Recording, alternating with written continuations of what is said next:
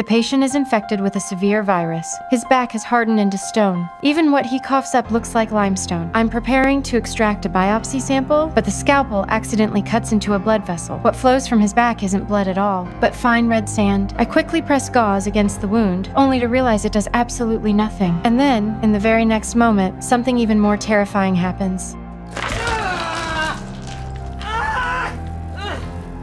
I quickly grab more gauze and wrap it tightly around his ruptured back. In the year 2035, a petrification virus appears on Earth. Once someone is infected, every part of their body begins to degenerate into stone until the entire body fully petrifies and they become nothing more than a living statue. I am a doctor at this hospital. As a specialist in treating petrification disease, there is still nothing I can do. All I can do is watch infected patients die one after another, but what I fear most still ends up happening. I discover that my daughter, Alpha, has a new mark on her arm, a tattoo. The sight nearly drives me insane. Alpha went to a tattoo parlor to get it done, but at a time like this, it's far too dangerous. The petrification virus is spreading rapidly, and it transmits through blood and saliva. I panic and demand to know whether proper sterilization was done. I'm terrified she might be infected, so the very next day, I take Alpha to the hospital for tests, but there are too many lab samples in line, and the results won't be ready for 2 weeks. After that, she rushes off to school,